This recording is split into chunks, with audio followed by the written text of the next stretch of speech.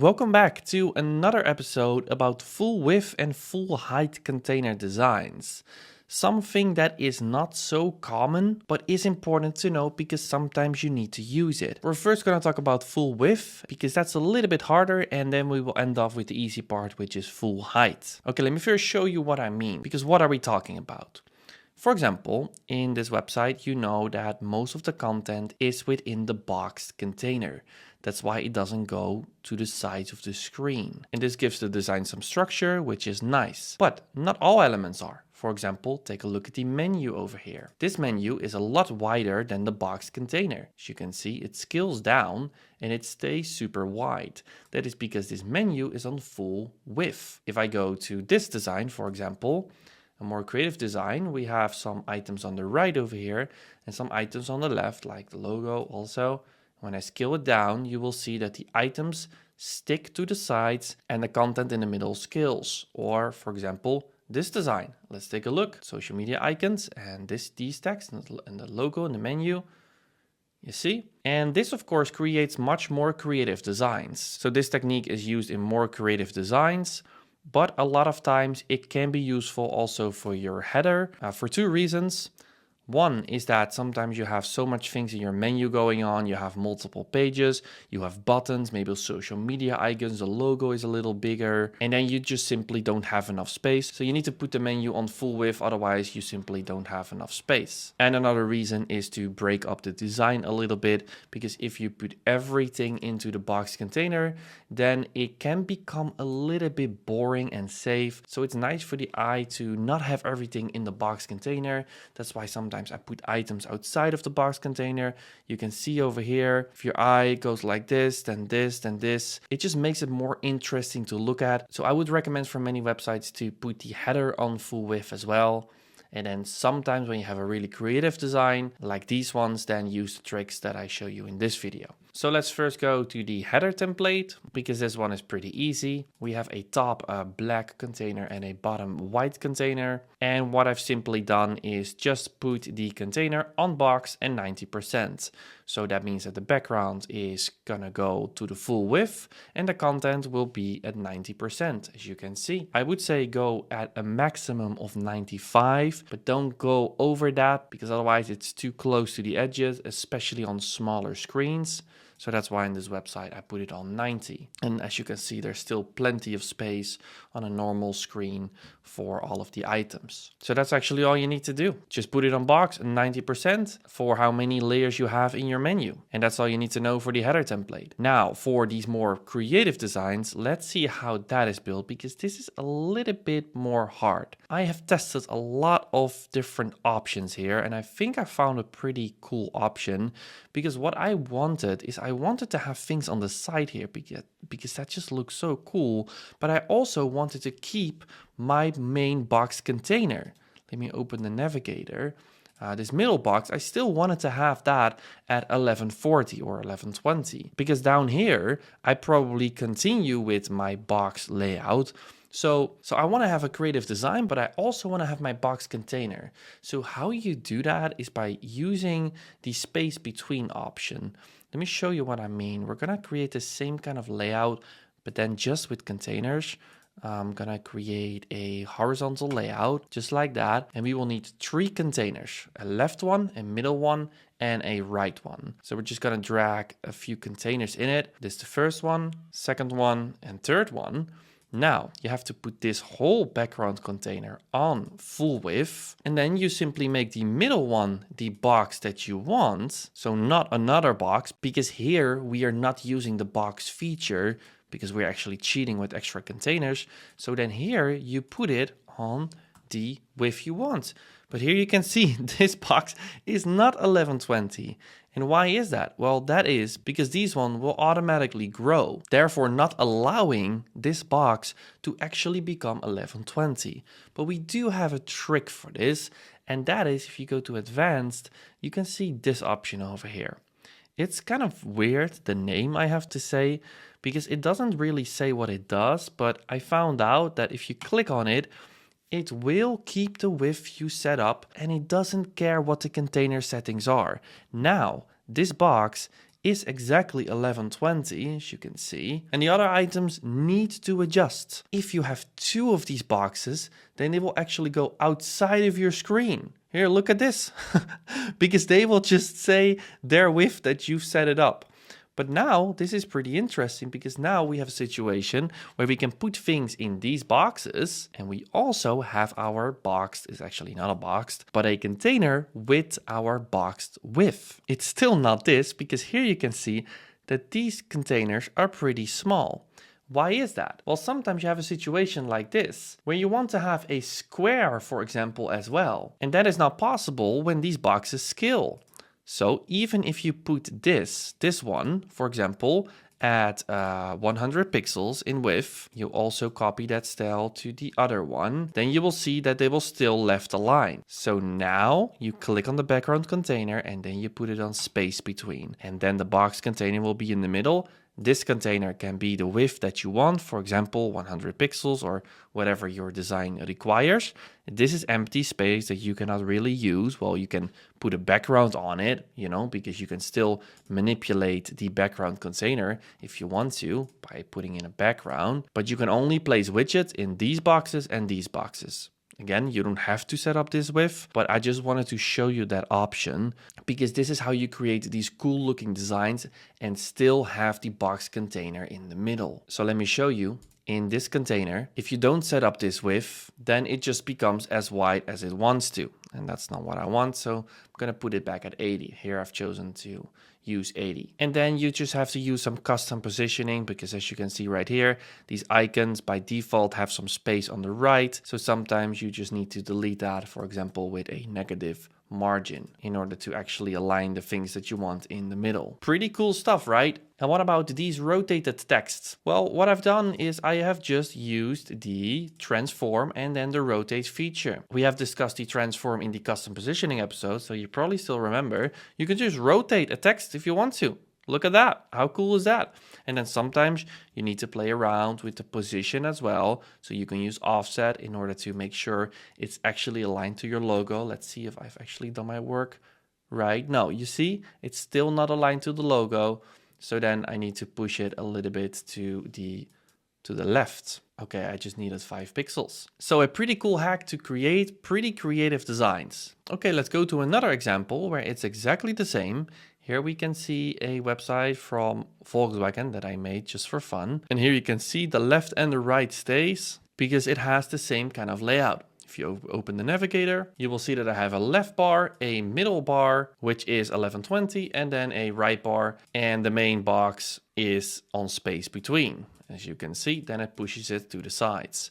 There, in this design, there is another fixed bar because I wanted to have a blur bar that scrolls with it. That's not for this episode. But in this design, you can see very clearly that here I've used the box model. And then I just continue my design with normal box background containers in order to make sure that my content in the hero in the top section is also aligned to the rest. And there's one more example that I want to show you, and that is this one, because you don't have to have a box in the middle. You can also just place things randomly, as I've done over here. So here we have the same situation. There's one row, as you can see, with 3 containers in it. We have this one, which has a specific width, 270.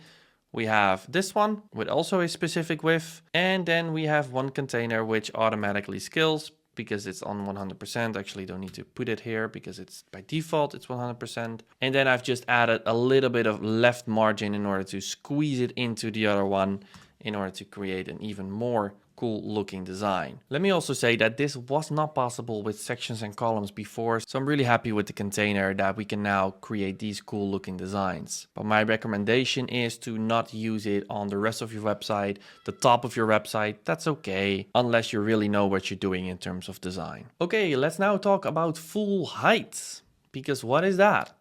Well, sometimes you have a design where you don't really need a scroll. You don't even want people to scroll. Or you just want the first impression to be perfect, right? And then you want people to scroll. So for example, on this Volkswagen website, you can see that the full height of the website is exactly 100%. And that is not by accident, that is by design. Because even if you don't have this bar, because let me show you, we're going to preview this page. It still doesn't have a scroll. Well, it actually does a little bit, but that is because of this WordPress bar. The WordPress bar kind of messes up the full height. So let me just preview this link in incognito. And now you can see that it's perfectly from top to bottom. And even if I resize my window, you can see that it adjusts. Beautiful. So now you can also see the combination of full width and full height. That is pretty cool, right? For the first part of your website. And then when you start scrolling, it's just a normal website with a fixed box layout. So let me show you how this is done. It's actually a really simple setting. What you need to do is you just need to go to your main container where all of your content is in. And you just need to select view height over here and then put it at 100. Elementor actually already says it over here. To achieve full height container, use 100 view height. That's it. You put it on 100 view height and then it creates full height. But I do have to say, it only works if there is not enough content for it to be bigger. What do I mean by this? So for example, here you can see a page for the course, which you may have seen. And in this whole container, this is also set to 100% width. There's still a little bit of scroll. And why is that? Well, it's simply because there's just too much content here.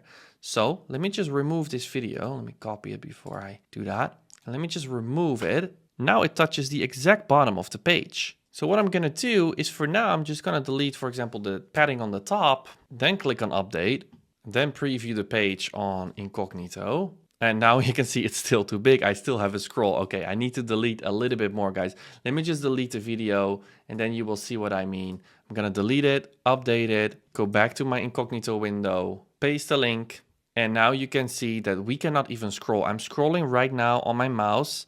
I cannot scroll in this website right now. So if there's not enough content, then the website doesn't scroll. So when do you use that?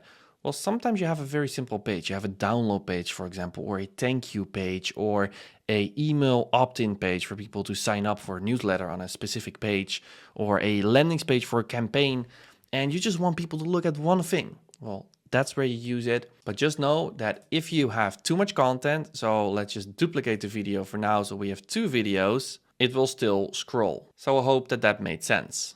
Also keep in mind that on mobile, of course, things will look bigger. So then on mobile, maybe there's also too much content and then it will also scroll.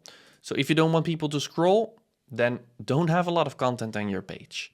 And otherwise, it will just adjust and then start scrolling like we had on the Volkswagen page, which is pretty nice. And I want to show one more thing on this page, and that is that this container actually goes from here to here. So what about this box, right? Because how can that be at the bottom?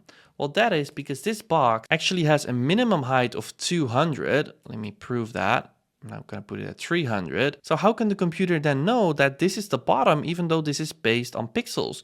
Well, that is because in this main container, I have put the margin minus 200 at the bottom. If I delete that, then you will see that this is now the normal page.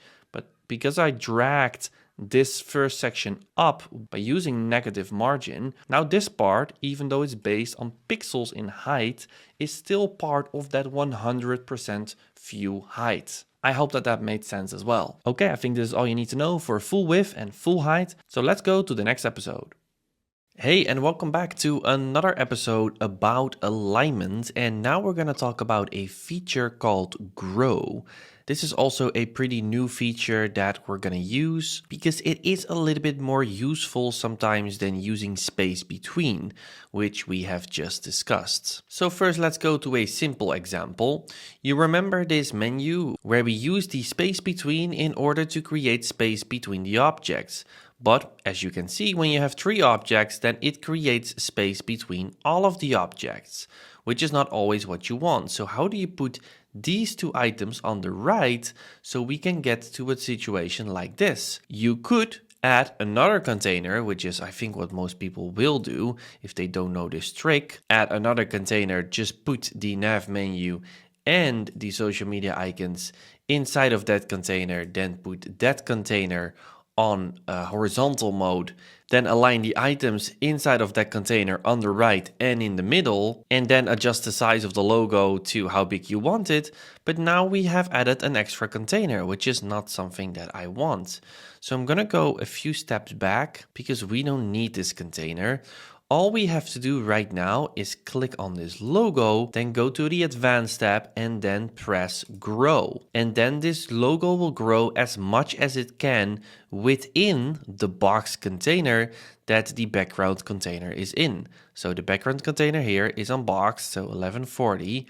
Which means that it will not go beyond this and this part. And these items are just their most minimum size, as you can see. And this one will grow to as big as possible. So here the grow feature is very useful because it saves you from using one extra container. The other place where you're going to use grow a lot is to align things at the bottom.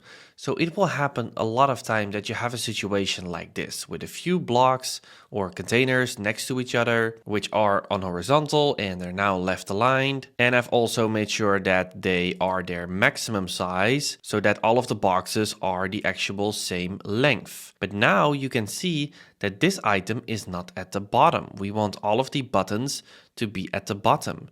So what can we do? Well, if this whole container is in vertical mode and we let this item grow, then it has to push this item down.